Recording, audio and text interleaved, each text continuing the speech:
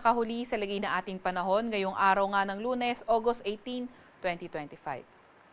Narito ang ating pinakahuling satellite image kung saan may binomonitor nga tayong bagyo sa loob ng ating Philippine Area of Responsibility. Ito si Tropical Depression Juaning.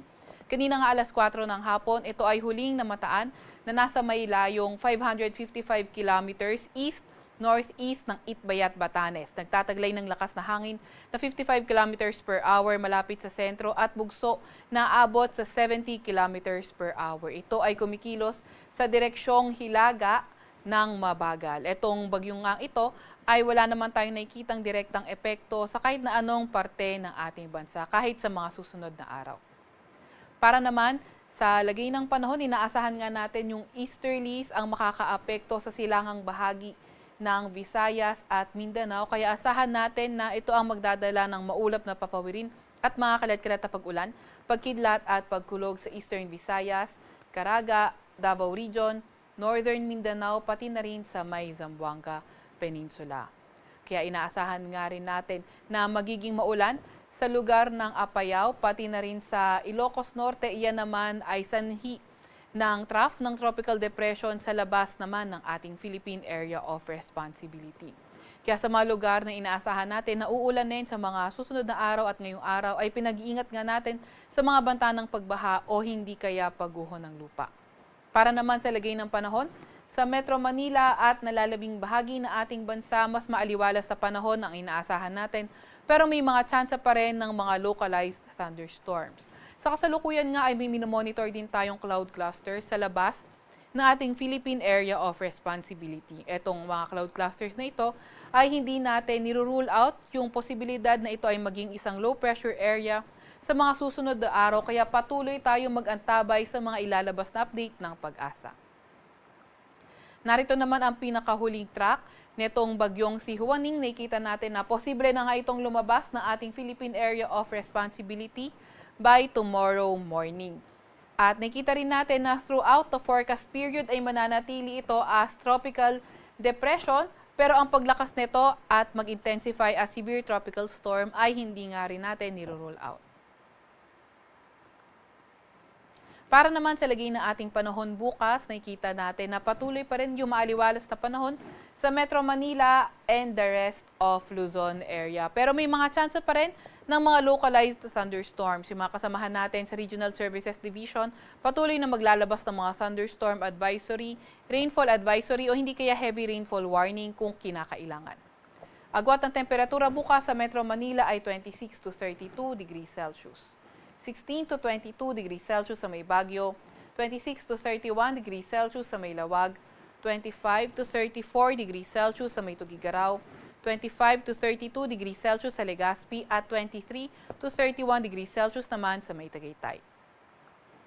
Agwat ng temperatura bukas sa may Puerto Princesa ay 26 to 29 degrees Celsius at 27 to 30 degrees Celsius naman sa may Kalayaan Islands.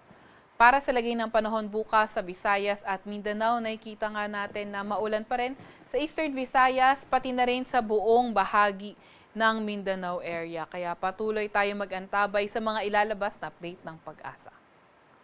Para naman sa nalalabing bahagi ng Visayas area, partly cloudy to cloudy sky sa ating inaasahan at may mga tsansa ng mga localized thunderstorms. Agwat ng temperatura bukas sa Cebu ay 25 to 34 degrees Celsius. 25 to 32 degrees Celsius sa Iloilo, 26 to 31 degrees Celsius sa may Tacloban, 25 to 31 degrees Celsius sa may Cagayan de Oro, 24 to 32 degrees Celsius sa may Davao at sa may Zamboanga naman ay 24 to 33 degrees Celsius. Para naman sa lagay ng ating karagatan, wala pa rin tayong nakataas na gale warning sa kahit na anong dagat baybayin ng ating bansa. Para sa 3-day weather outlook ng mga pangunahing syudad natin, nakita natin sa Legazpi City, pati na rin sa Mimaropa, Wednesday to Friday, inaasahan natin ang maulan na panahon. Sa Metro Manila naman at Baguio City, pati na rin sa malaking bahagi ng Luzon, inaasahan natin na magpapatuloy ang fair weather condition at may mga tsansa ng mga localized thunderstorms. Gayunpaman, sa may Batangas at Cavite, by Friday, posible nang maging maulan. Agwat ng temperatura sa Metro Manila ay 25 to 32 degrees Celsius. 16 to 22 degrees Celsius sa may Baguio City at 24 to 33 degrees Celsius naman sa may Legazpi City. Para naman sa mga pangunahing syudad sa Visayas area sa Metro Cebu, Iloilo City, Tacloban City at malaking bahagi nga ng Visayas, nakikita natin na patuloy pa nga ring magiging maulan sa lugar nila. Agwat ang temperatura sa Metro Cebu ay 25 to 32 degrees Celsius.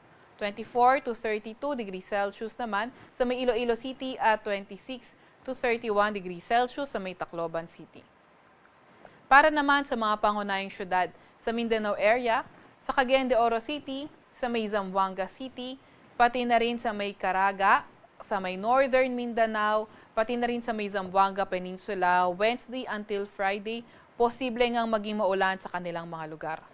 Sa Metro Davao naman and the rest of Mindanao, Wednesday until Thursday, posible maging maulan, pero pagdating ng Biyernes ay posible na ngang gumanda ang panahon, kung saan may mga tsansa na nga lang ng mga localized thunderstorms. Agwat ang temperatura sa Metro Davao ay 24 to 32 degrees Celsius. 24 to 32 degrees Celsius rin naman sa may Cagayan de Oro City at 23 to 32 degrees Celsius naman sa may Zamboanga City. Sa Kalakang, Maynila, ang araw ay lulubog ng 6:17 ng gabi at sisikat bukas ng 5:43 ng umaga. Huwag